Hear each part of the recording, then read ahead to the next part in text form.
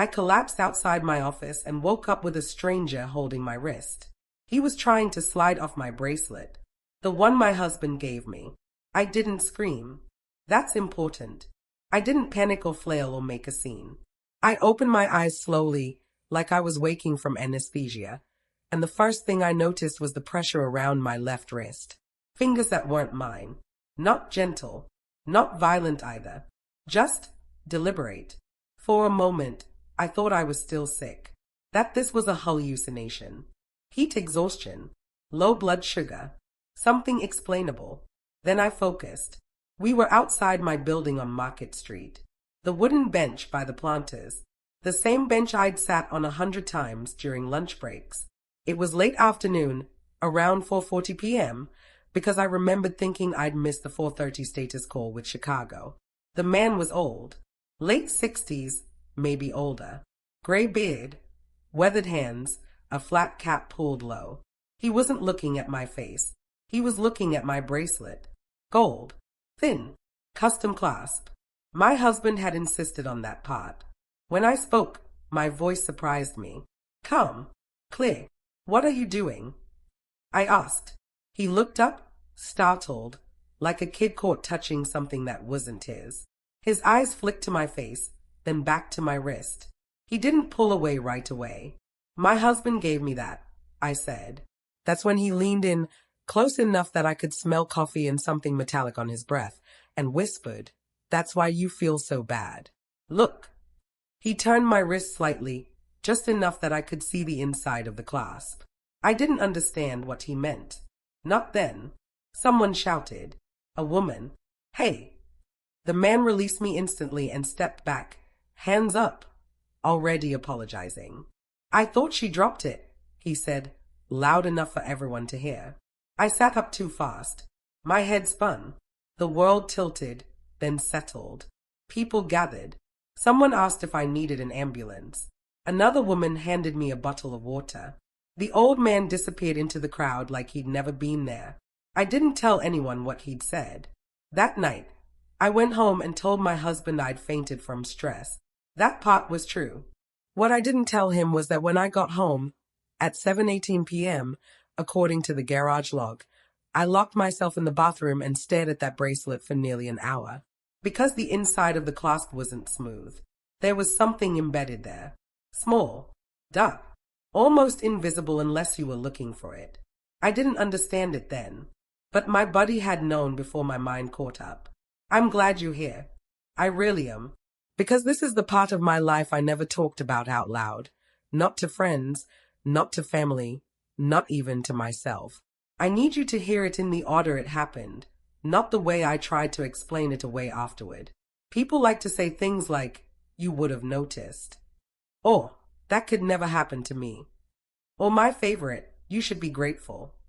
I used to believe those things too. Before that afternoon, my life looked solid from the outside. Good job. Stable marriage. No chaos. No secrets. That's what I thought. Anyway. But there was one sentence I kept replaying in my head as I lay awake that night, staring at the ceiling fan turning at exactly the same speed it always did. That's why you feel so bad.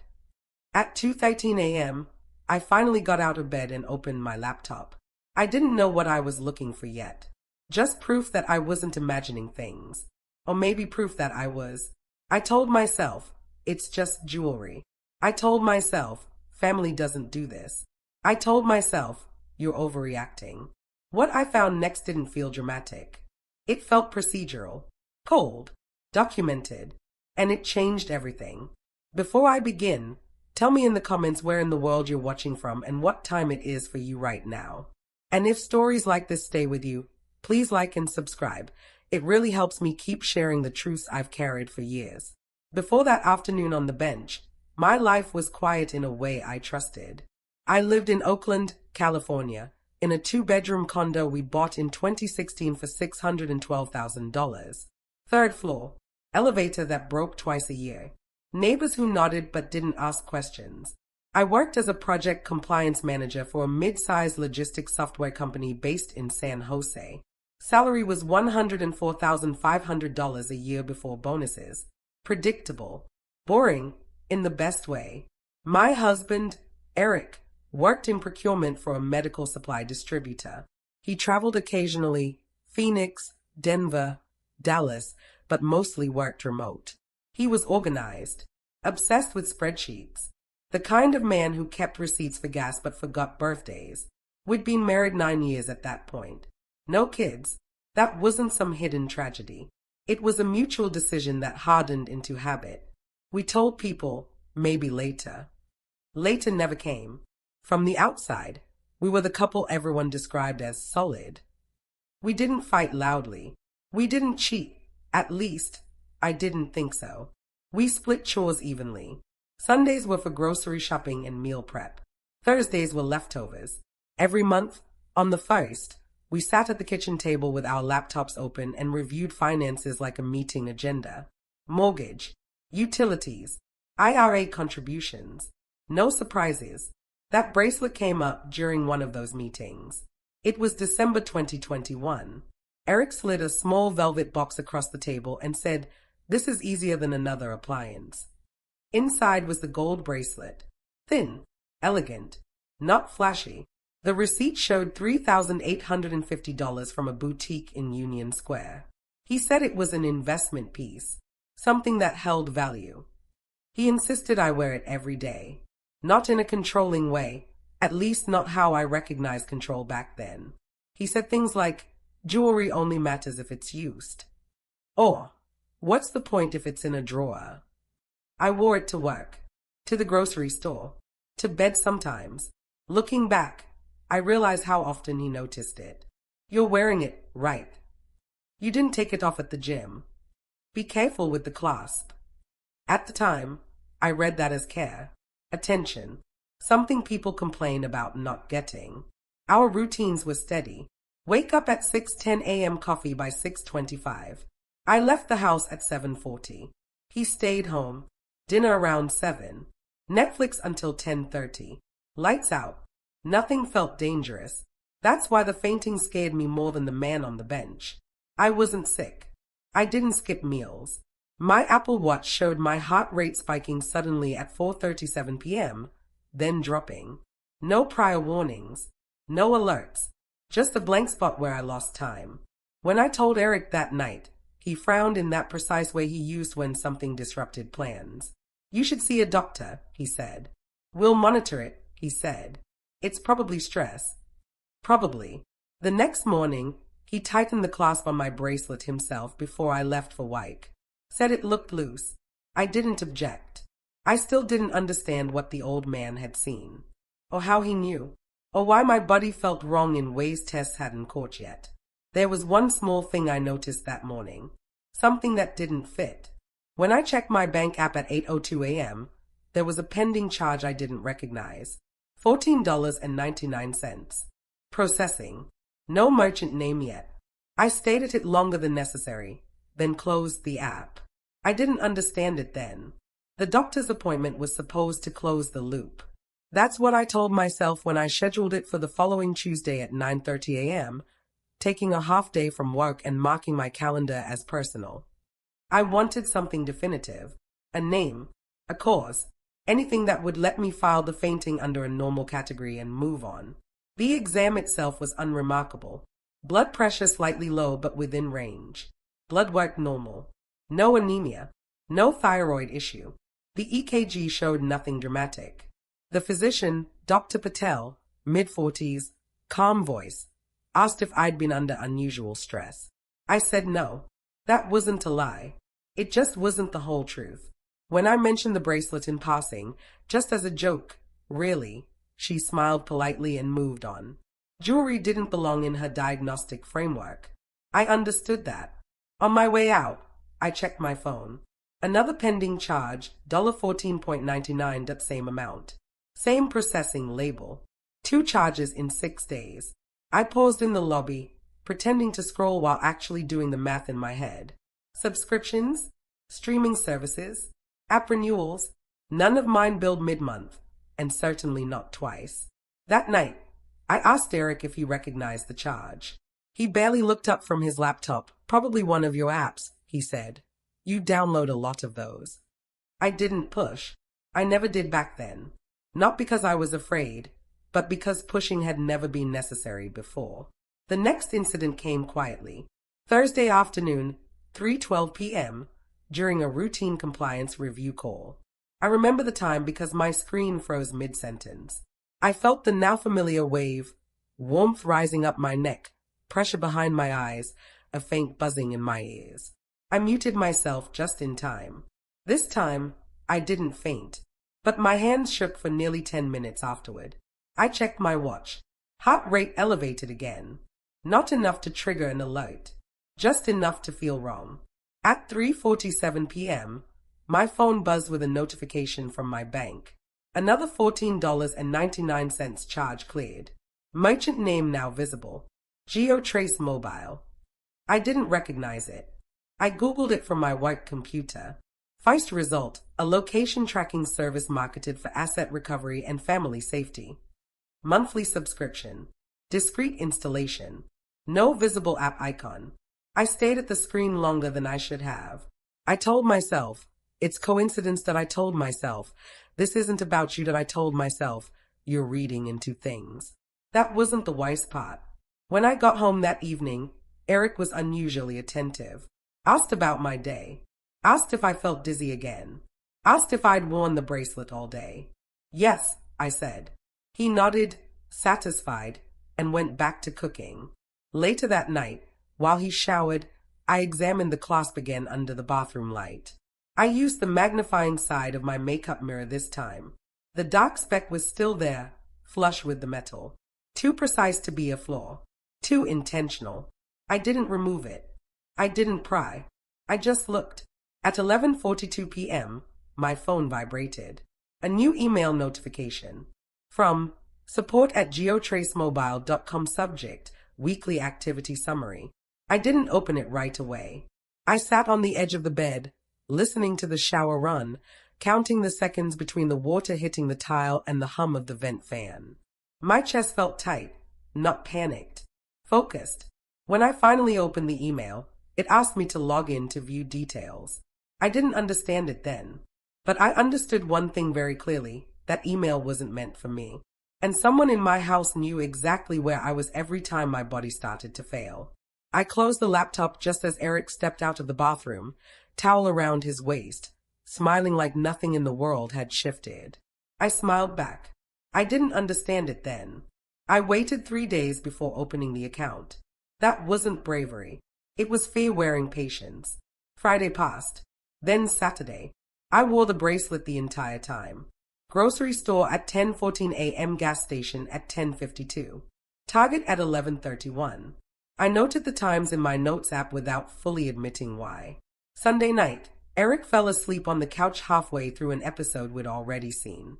His laptop sat open on the coffee table, a spreadsheet glowing faintly in the dark. I didn't touch it. I didn't need to. At 11:08 p.m., I took my own laptop into the bedroom and locked the door. The GeoTrace login page loaded cleanly. No errors. No two-factor prompt. Just email and password. I tried my email first, then a few variations of old passwords I used to use before I got more careful. Nothing. Then, without really deciding to, I typed Eric's work email. Password, the same 8-character string he used for everything. Capital letter. Company name abbreviation. 2 numbers. It opened immediately. The dashboard was clinical. White background. Gray text. Tabs labeled Live View, History, Exports, Device Health. At the top, Active Device, 1.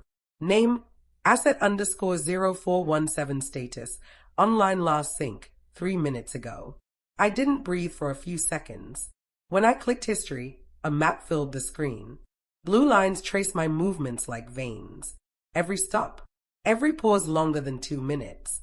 Time stamped down to the second. There I was, Market Street Bench, 4:36 p.m. duration, 12 minutes, 44 seconds.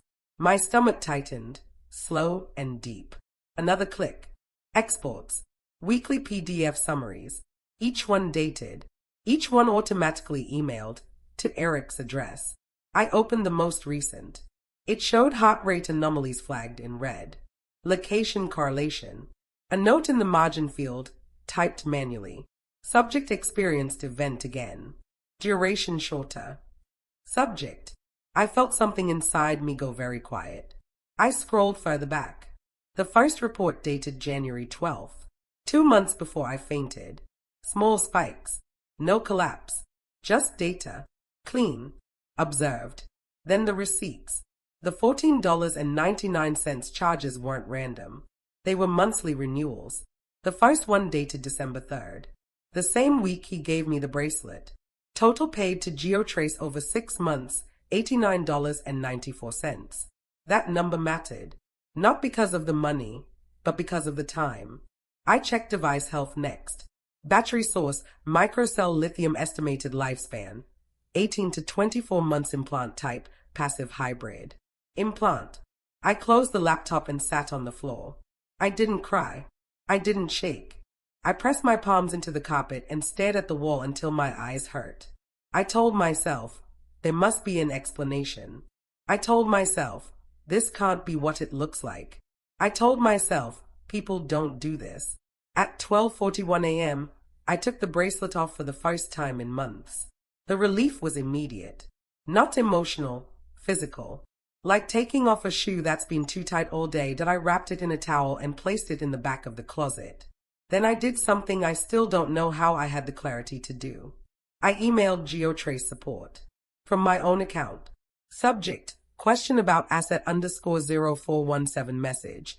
I believe I may be in possession of a device registered to this account.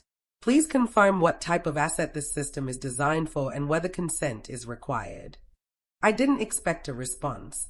I got one at 6:17 a.m. Thank you for reaching out. GeoTrace mobile systems are designed for asset monitoring and recovery. Responsibility for consent lies with the account holder. Devices are not intended for use on persons. Not intended. I sat on the edge of the bed as morning light crept through the blinds. When Eric woke up, I was already dressed. "You're up early," he said. "Couldn't sleep," I replied. That was true.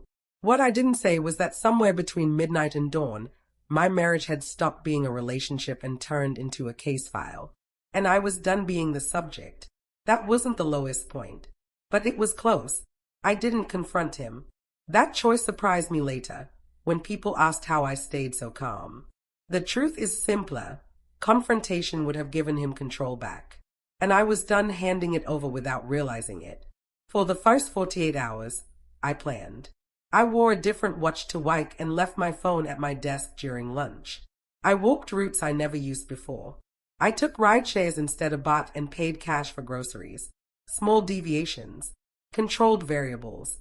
I wanted to know what would trigger the system. Nothing happened. No dizziness. No spike. No buzz in my ears. That told me more than any document could. At home, I played my role carefully. Normal dinners. Normal tone. I asked about his meetings. I laughed at the right moments. I wore the bracelet again, but only in the evenings, only inside the apartment. Within 30 minutes of putting it back on the first night, my chest tightened. My watch showed the same pattern. Not enough to collapse me. Enough to remind me. I logged into GeoTrace again at 9:47 p.m. The live view pulse screen. Online. I took screenshots. Every screen. Every tab. Every export.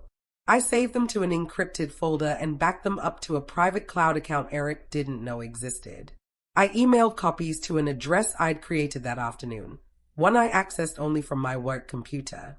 Then I pulled our financial records. Joint checking. Joint savings. His II. My 401k. The house deed.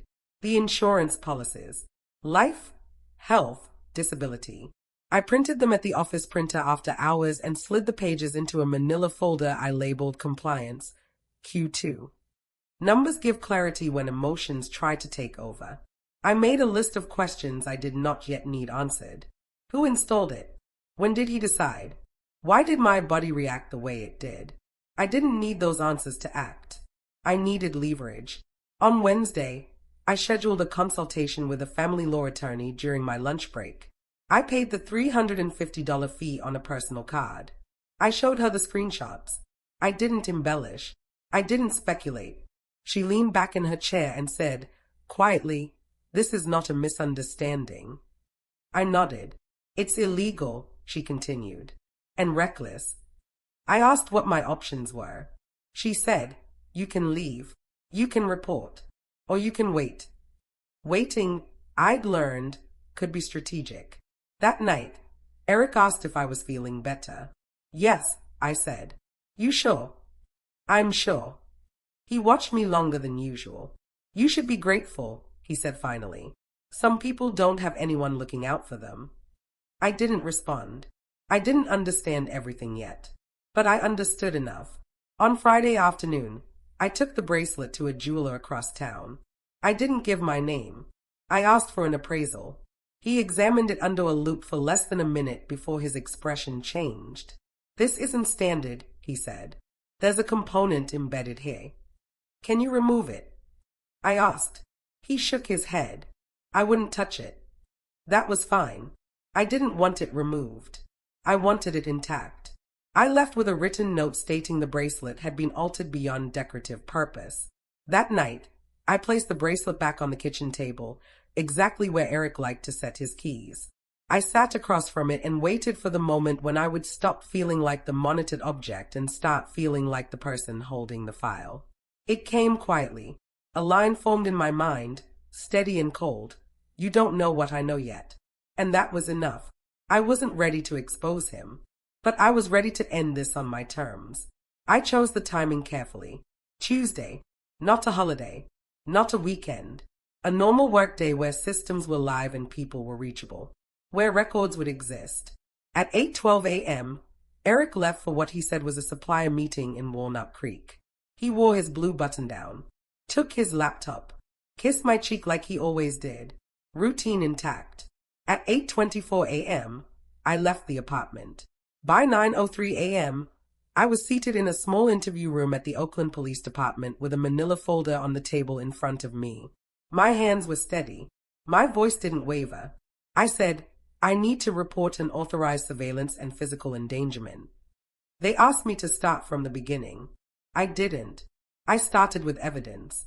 Screenshots, bank statements, the jeweler's written note. The GeoTrace support email stating devices were not intended for use on persons. The export showing my collapse on Market Street, timestamped. The officer, Martinez, according to his badge, stopped me once. "You fainted because of this?" he asked. "Yes," I said, repeatedly. He nodded and didn't ask again. At 10:41 a.m., they photographed the bracelet. At 11:18 a.m., they placed it in an evidence bag. That sound, the seal clicking shut, was louder than I expected. At 12:02 p.m., with my consent, they contacted GeoTrace directly. By 12:47, the account had been frozen pending investigation. No more tracking. No more reports. At 1:30 p.m., I received a call from Eric. I let it ring. At 1:34, a text, "Are you okay?" At 1:41, "Where are you?" At 1:55, "This isn't funny." At 2:07 p.m., he called again. I answered. "I know," I said before he could speak. Silence. "You went through my email," he said finally. "No," I replied. "You went through my body." That was the moment his voice changed. "It was just for safety," he said. "It's just paperwork. You're overreacting." I didn't raise my voice. "I collapsed," I said. "You tracked it. You documented it." Another pause.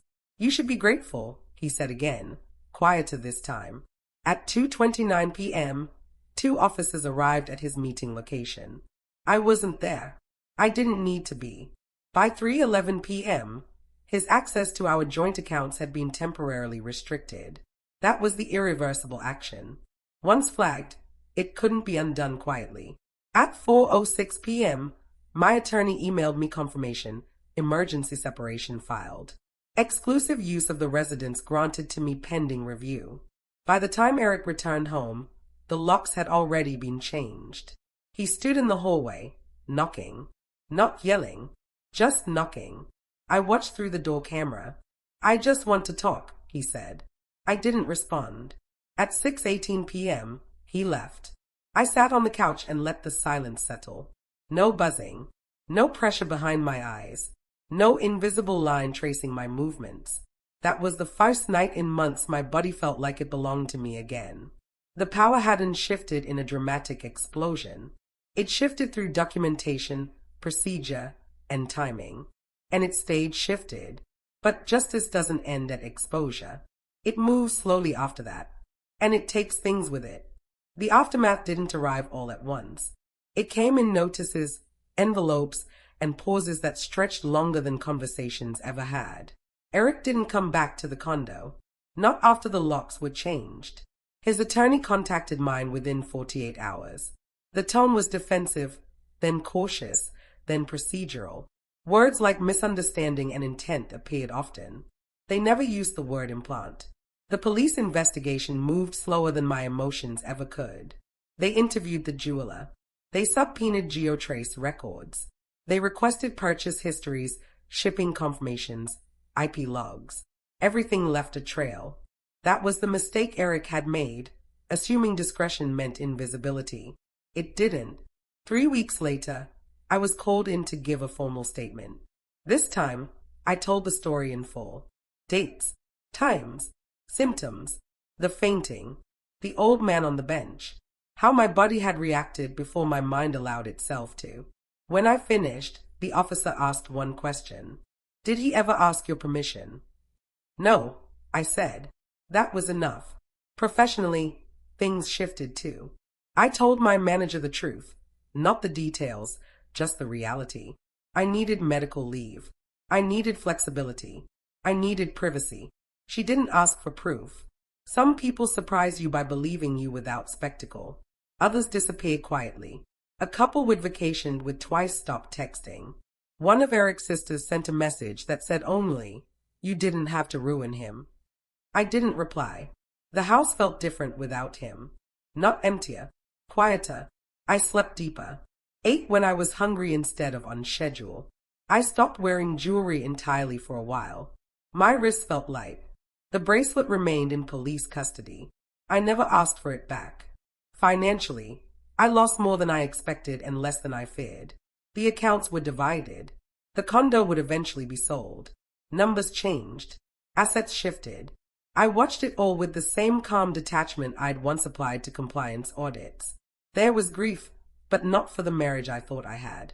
For the time I'd spent believing stability meant safety. Eric tried to contact me once more, months later. One email. Subject, can we talk? I deleted it without opening. I wasn't angry anymore. That surprised me. Anger had been useful earlier. It sharpened me. But now it felt unnecessary. The investigation concluded quietly. No dramatic arrest. No public spectacle. Restrictions were placed. Records sealed. He lost his job. That part came from a former coworker, not from him. Consequences don't always announce themselves. Sometimes they just rearrange a life until it no longer resembles the one someone planned. I moved into a smaller apartment closer to work. 1 bedroom. 3rd floor again. A different elevator that also broke too often. I walked to lunch instead of sitting on benches. Sometimes, when I passed that spot on Market Street, I thought about the old man. I never saw him again. I never knew how he knew. But I knew this. My body had tried to warn me long before my mind accepted the truth. That wasn't the end. It was the quiet part after. The part where you rebuild without applause. And learn what peace actually feels like. I live differently now. Not in a dramatic way. Not in a way people notice immediately. But in the small decisions that used to run on autopilot and no longer do. I don't ignore physical discomfort anymore. I don't minimize it. If my body reacts, I listen. I don't explain it away just to keep the peace or maintain a version of normal that only exists on the surface. I'm slower to trust certainty, especially when it's delivered calmly, logically, wrapped in language that sounds like care. I learned the hard way that control doesn't always raise its voice. Sometimes it whispers. Sometimes it shows up as efficiency. Sometimes it calls it self-love. For a long time, I replayed that afternoon on the bench. The way I woke up. The man's fingers on my wrist. The sentence he said that didn't belong in a stranger's mouth. That's why you feel so bad. I used to ask myself how he knew, whether he was involved, whether he was just perceptive. I don't ask that anymore. What matters is that someone saw what I was trained not to question. There's a particular kind of damage that happens when the person watching you is also the person you trust most. It rearranges your sense of reality. You don't just doubt them, you doubt yourself, your instincts, your reactions, your right to draw a line. That doubt lingers longer than fear ever did. Recovery, for me, wasn't about becoming stronger or more guarded. It was about becoming more precise, more honest, less willing to smooth over discomfort for the sake of appearance. I still believe most people aren't dangerous. I still believe relationships can be built on respect. But I no longer believe that stability equals safety or that silence equals peace. Peace is something else entirely. It's waking up without your heart racing. It's not having to check your own data to confirm your experience. It's knowing your body is yours fully, unquestionably. If you're listening to this and something feels familiar, not the events, but the feeling, I want you to know this: clarity often arrives quietly. It doesn't always look like a crisis. Sometimes it looks like a line item, a receipt, a sentence that doesn't make sense until much later. Pay attention to those moments. They matter. I didn't tell this story to be admired. I told it because it happened, because I carried it alone for too long, because someone else might need to hear what calm truth sounds like when it's finally spoken out loud. Did you like my story? Please like and subscribe and tell me in the comments where you're listening from. I want to know how far this story of mine travels. Control disguised as care is still control.